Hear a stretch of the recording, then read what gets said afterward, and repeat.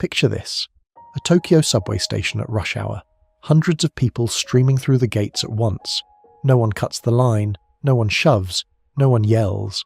A man drops his wallet and 3 strangers stop to return it before he even notices it's gone. You stand there watching this and you feel something strange, something you can't quite name, like you've stepped into a version of society that quietly works, and you find yourself asking the obvious question: how? It isn't an accident, and it isn't magic. Japan has built something the West keeps trying to rebuild from scratch, a society where the individual and the community don't feel like enemies, where trust isn't naive, where order doesn't require force, and the philosophy behind all of it has a name most Westerners have never heard: Wa. It means harmony, not the decorative kind, not harmony as a poster on a wall. Wa is the belief, written into Japan's earliest political documents as far back as the 7th century, that a peaceful society is only possible when its members understand that their individual interests and the group's well-being are not separate things. They're the same thing.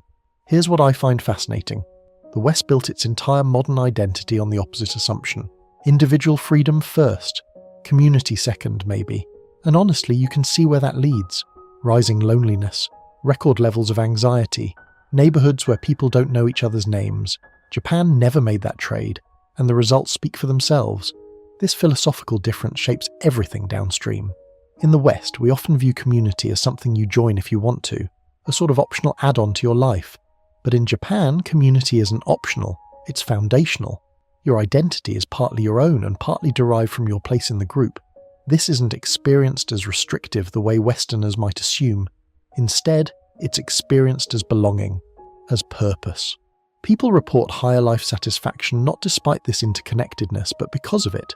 There's profound psychological evidence suggesting humans need both autonomy and belonging. The West maximized autonomy and forgot about belonging. Japan found a better balance, one where your freedom and your connections reinforce each other rather than compete. Take the Koban system. A Koban is a small neighborhood police box, and there are thousands of them scattered across every Japanese city. Officers know the streets, they know the residents, they help lost children find their way home, they check on elderly people living alone. To most Western eyes, this sounds quaint, almost old-fashioned. But here's the number that should stop you cold. Japan records roughly 0.2 intentional homicides per 100,000 people. The United States sits at around 6. That's 30 times higher. 30. This isn't a minor statistical gap. It's a completely different relationship between a society and the people inside it. The Koban works not because it intimidates, but because it belongs. The officer isn't an outsider enforcing rules from above, he's a neighbor. And that single shift in how you design the institution changes everything about how citizens relate to it. I personally think this is the most underappreciated public safety innovation on Earth. We keep pouring money into enforcement. Japan invested in relationship, and the data is not close. What's remarkable is how scalable this model proves to be. It works in rural towns of 5,000 people and in metropolitan areas of 30 million. The principle remains constant. Proximity breeds accountability. When you know the person responsible for your safety, when you see them regularly, when they're invested in your neighborhood's well-being, the entire dynamic shifts. They're not trying to catch you breaking rules. They're trying to prevent you from becoming someone who breaks rules. That's a fundamentally different job description. It requires time, patience, and genuine community knowledge. But it produces a different outcome entirely. Crime prevention through belonging rather than crime response through force. There's also something deeper underneath all of this. Something about time. Japan scores among the highest in the world on what researchers call long-term orientation. Strategy plans in Japanese companies have historically been written for 50 years, sometimes longer. Western companies average 3 to 5, usually tied to however long the current manager expects to stay in the post. Think about what that does to decision-making. If your planning horizon is a quarterly earnings report, you optimize for this quarter. If your planning horizon is the next generation, you optimize for something entirely different. You invest in infrastructure that won't pay off for 20 years. You plant trees whose shade you'll never personally sit under. This is where Kaizen comes from. Kaizen means continuous improvement. Small changes made constantly by everyone in the organization, from the CEO to the factory floor. Not a dramatic overhaul, not a revolutionary pivot, just relentless, patient, daily refinement. Here's the irony that I honestly can't get over. Kaizen was originally introduced to Japan by American business consultants after World War II. Japan took it, built it into their cultural identity, and then dominated global manufacturing for decades while the West scratched its head wondering what happened. We gave them the seed, they grew the forest, and then we had to go back and study it. The generational dimension of this cannot be overstated. When you think in 50-year spans instead of 5-year spans, you're essentially betting on your grandchildren's world.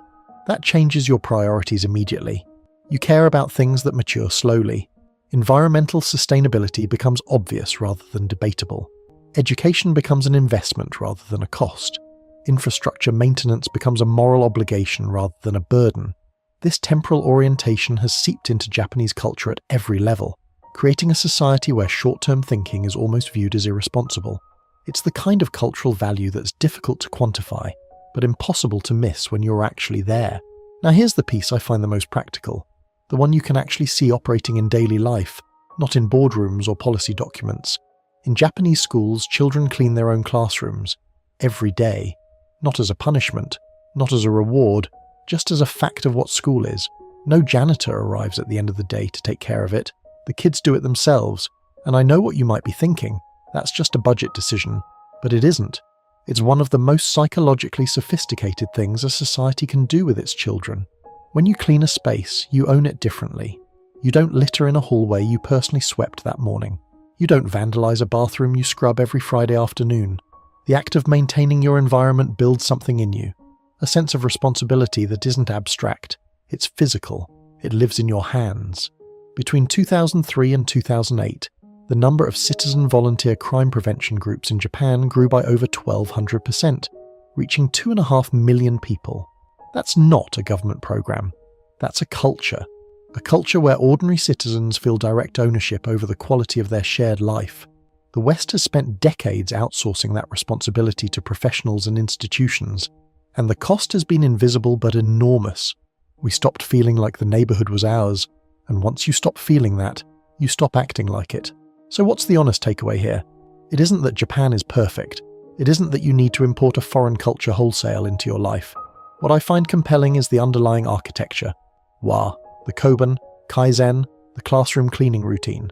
These aren't random traditions, they're all expressions of the same core belief, that a society functions best when individuals genuinely understand their connection to something larger than themselves, not because they're forced to, because that understanding is built in early, reinforced daily, and treated as the foundation rather than the afterthought. Here's what I want you to sit with. Think about one space in your daily life that you share with other people. A hallway, a break room, a neighborhood street. Ask yourself honestly whether you treat it like it belongs to you, not to someone else to maintain, not to the city to fix, to you, personally, as a member of that community. Because that single shift in perspective, that small act of taking ownership, is closer to what Japan actually understands than any policy, any law, any enforcement system ever built. It costs nothing to start, and you can start right now. If what you've heard in this video provided some perspective worth considering, please pass it along to someone in your life who might benefit from hearing it. And if you're interested in learning more about how societies that function most effectively build foundations of mutual trust, social cohesion, and meaningful connection, hit that subscribe button. There's much more on the way. See you in the next one.